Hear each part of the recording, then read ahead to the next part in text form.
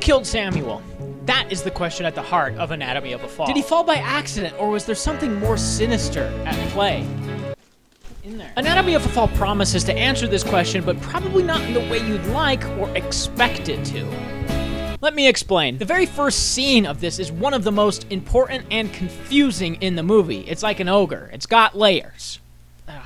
I'm an ogre! We see our lead, Sandra, being interviewed by a pretty young thing for a new book Sandra has written. Shortly into the interview, an obnoxiously loud steel drum only version of Pimp by 50 Cent is blasted on loop. Something so funny, I wish I would have thought it myself. You could literally annoy anybody with this.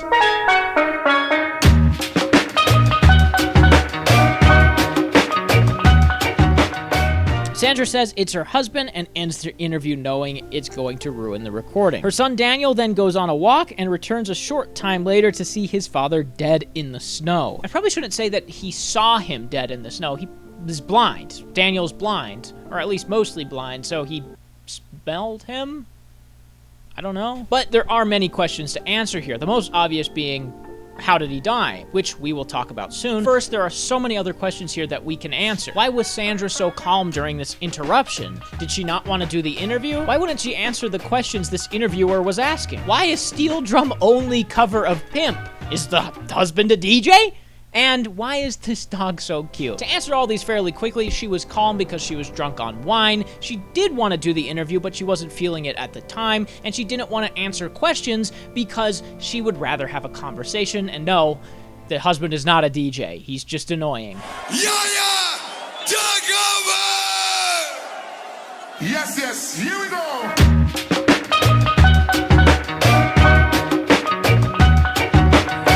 It does an unbelievable job of hooking you with this whodunit premise and this opening sequence. But come to find out, there's a pile of information the size of Kim Kardashian's ass that is yet to be uncovered.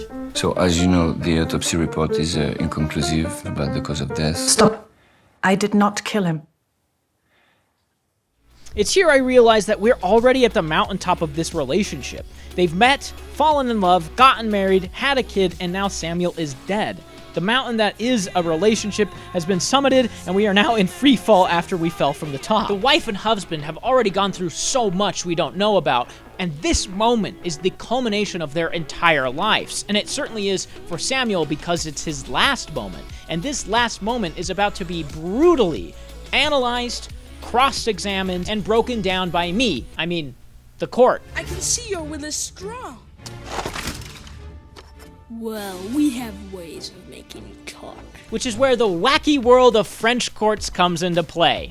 A place where you can call a woman a bisexual, read a book, and listen to a child tell a story about trying to kill his dog and be taken seriously. This is where the story and the characters become incredibly murky. We start learning about the couple's secrets, recorded arguments, and Daniel's accident that caused him to nearly go blind. This is also where things kind of get hard to watch, and we'll discuss more of that soon. We learn so much about them that in any other situation, we probably shouldn't know. We probably shouldn't know that a woman cheated on her man. We probably shouldn't know from his therapist that Samuel was taking antidepressants to deal with the guilt of his son's accident. And we probably shouldn't know that Sandra stole an idea from Samuel's book to use in hers. This is all usually incredibly private and sensitive information that's dealt with behind closed doors. In relationships, everyone has fights, everyone deals with their own mental health, and everyone takes inspiration around them creatively and artistically. But in the setting of a courtroom, these are things that matter under a microscope, because a man is dead, and we need to find out if Sandra killed him or not. De tromperie? I was honest about it. Mais vous l'avez pas été l'année de sa mort avec cette fille avec qui vous l'avez trompé, pourquoi? For most of the runtime, we're freaking solving rocket science trying to piece this together. She said her bruise on her arm was from whacking it against the counter, but that clearly couldn't happen. And turns out that was from a fight with her husband that she lied about. So if she lied about that, what else is she lying about? What's she hiding? Is she manipulative? Did she gaslight him? Is she just horrible and covering it up? It's totally made up. Pure fiction. Or did Samuel just crumble under the weight of his own life? This is where the film unexpectedly turns a mirror around toward the audience. Slowly, the film begins asking the question, what if any of us were on trial? It's honestly more nerve-wracking and disturbing to think about than most horror movies. Not because people are getting their arms cut off or demons are possessing somebody, no. It's because it feels so real. If I come home one day and my roommate is just dead on the floor, who's the prime suspect? It's me! So suddenly, my phone records are pulled. My day-to-day routine is examined closely. Co-workers are questioned. And my below-average shaft length is analyzed. But you know, he's not like normal like us. No, he's not that special. Wait, I'm so confused. Who are we talking about? Wait, does he work with us? Without context, who in the whole world wouldn't look guilty after saying or doing something stupid or heinous? If my group chat leaked, even if it's all jokes, we're all going down. This is the ultimate point at the heart of Anatomy of a Fall. Under the right lens, anyone and everyone can look guilty of something. Doesn't matter if you've done nothing. If it looks bad to a court, it might be. Especially if a man is dead, then everything matters. We have to find out one way or another how he died, and the ugly truths of situations are bound to come out. Which finally brings me to the burning question. Did Sandra kill her husband? I did not kill him.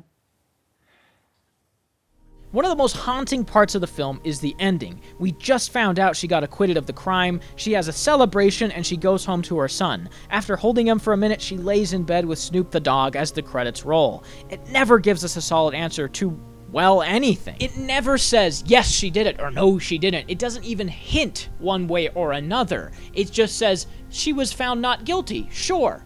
But is that enough for a film audience? Maybe not. If you go to Ruth's Chris and order a medium rare steak and it comes out well done, you might be upset and ask for the correct order. This is all wrong. In a film, there isn't anything you can do about getting a well done steak when you ask for a medium rare. Yes, it's still a steak, but it's not what you ordered or imagined. That's the toughest and the most chewiest filet mignon I've ever tasted in my entire life. The point is, this film is not going to be what you want it to be if you expect it to be a whodunit. If you go in with those expectations, then you're probably going to feel like you got a well-done steak when you ordered a medium rare one. This metaphor might be falling apart, but hang with me. I know it's set up like a whodunit, but after the first act makes it very clear it isn't going to be another Knives Out. You have to change your perception. It actually ends up not being about if this man has killed himself or not. It's about the people at the center of this heartbreaking period of time and what could have led to murder or suicide. A twisted web.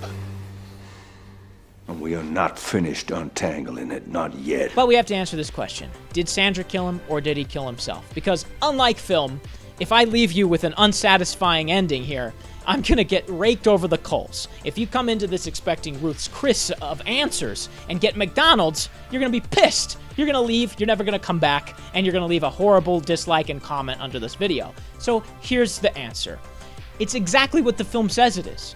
She didn't kill him. She's found not guilty because he killed himself. He was overcome by the burden of his life and the guilt that was weighing on him about his son's accident. But does that change the film? No. It's not about that at all. It's about people and how they respond to a situation. So if you go in expecting this to be a whodunit, you're gonna be disappointed.